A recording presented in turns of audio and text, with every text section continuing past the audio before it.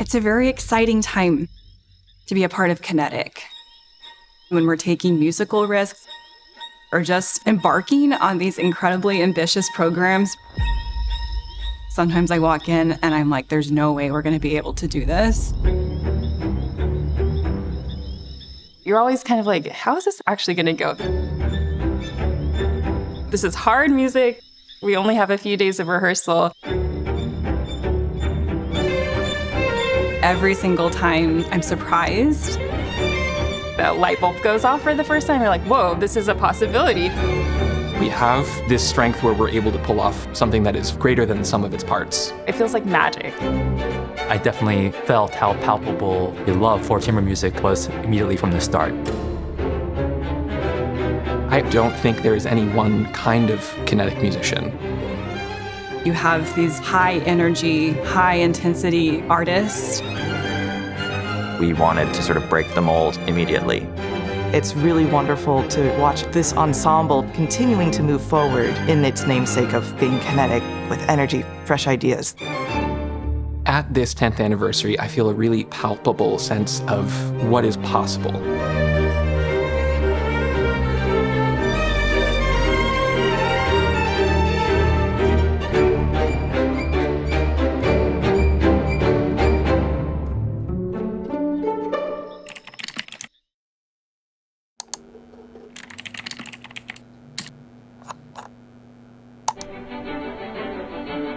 From that very first Facebook video, I was hooked. My name is Natalie Len, and I'm the founder and artistic director of Kinetic. I was just so charmed by her vision, her beautiful New Zealand accent, everything about it. And my next phone call was to her. I suggested we do an interview in Arts and Culture Texas, and that was the very first story we published about Kinetic. The quality of each performance, the musicianship, the choice of repertoire, a conductorless ensemble. It was just a very exciting group right from the get-go. Kinetic started as a student project. I really wanted to explore this idea of expanding that concept of smaller scale chamber music making into a large format involving not just 4 musicians, but 16 musicians. The vision for Kinetic was always to create a space where artists felt empowered, a space where musicians could push each other, to learn from each other.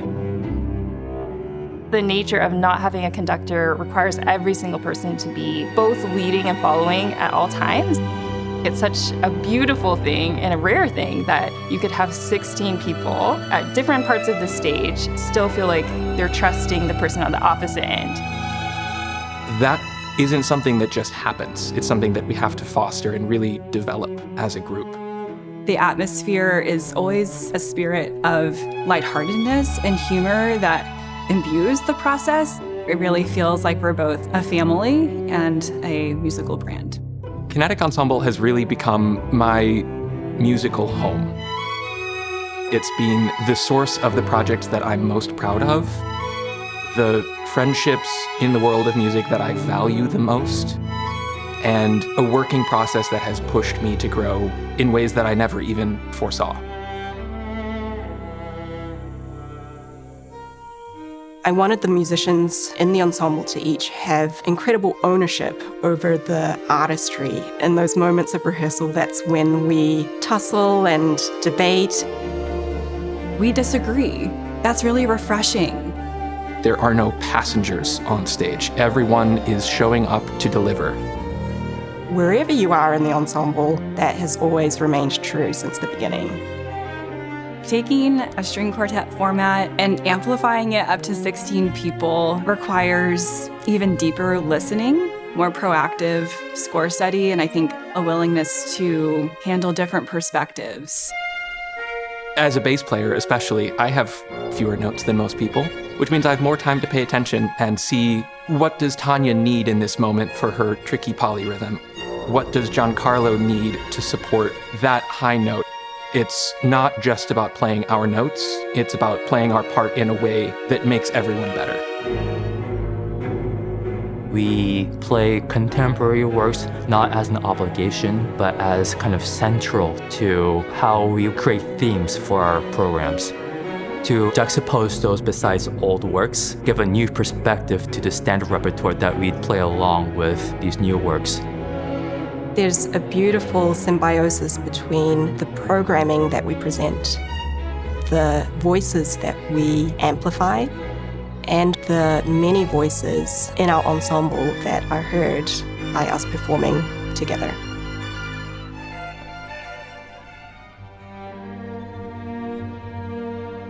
Our very first concert of our official first season, we were playing the Vaughan Williams Tallis Fantasia. We were playing in this very long church. We had sort of antiphonal seating where half the orchestra was down in the hall. And then the other half would be up in the choir loft. It created such a wonderful surround sound and a communication unlike anything that I've experienced with chamber music before. We were, of course, shouting across the space to one another, and I think maybe some brand new groups might have said, okay, well, we tried it, it might not work. It was a risk that was worth taking. That project just represents an ethos, which is that everything is worth trying, and often the things that we try create the most magical and memorable experiences. I had an experience with Kinetic, which just makes me laugh. It's at the Match on a Sunday. It's in the big theater, and it is packed. And I looked around and I thought, this is amazing, because the concert was 6 o'clock and it was Super Bowl Sunday. And I remember thinking, Natalie built this and all of her musicians. Like, what an incredible thing.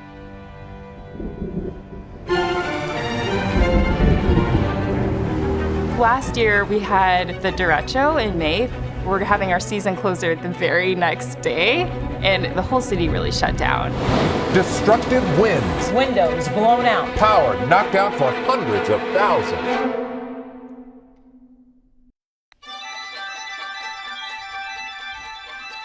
It was one of those concerts that was fighting the elements a bit. We texted all the musicians and dancers individually, and everybody wanted to go. We made it happen, and that's what I love about this ensemble. I thought the audience is not going to be there. And then it was packed. To see the community come together in that time, that was such a powerful moment where I realized literally every single person wants to be there. When Kinetic was formed, we always had the Houston community in mind.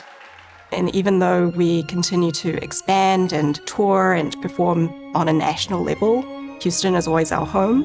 It's this community that means the most to us. I've seen the ensemble develop over the years into this amazing string orchestra that's such an important part of the Houston music scene and the national music scene. We've also commissioned and premiered dozens of new works for strings, really expanding the breadth of the string orchestra repertoire, and I'm really proud of that. One of our big accomplishments was releasing our full-length debut CD in 2023, which reached #1 on the Billboard traditional classical charts in its first week. Putting out these world premiere recordings was such a meaningful experience. We're looking forward to all the future recordings we will release. I'm really proud of the many partnerships that we've had over the years. These kinds of partnerships really strengthen the cultural fabric in Houston. I'm just so grateful for all of the audience and community members. Some of our most successful commissions and recordings have been things that have come directly from audience feedback of, oh, you played this string quartet. I loved this. I want to hear more like it. It's an expanded version of the same collaborative spirit we have in the rehearsal room of it's everyone's ideas. We're so grateful for our donors who have supported us from the beginning, for our audiences who believed in us and showed up to our concerts, for our many mentors at Rice University and beyond who really encouraged us that we could do this, that we could succeed.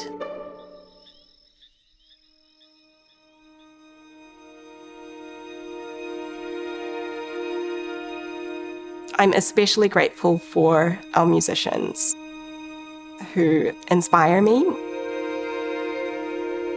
who have shown great dedication to this project, and for their musicality and artistry that they bring every day to the group. It's really wonderful to watch everyone just take off in their own careers, but yet continue to come back in this pilgrimage back to Houston, to where everything started. We're there and we all want to be there. There's kind of limitless possibility for what could happen. I guess there are many emotions when I think about how far we've come.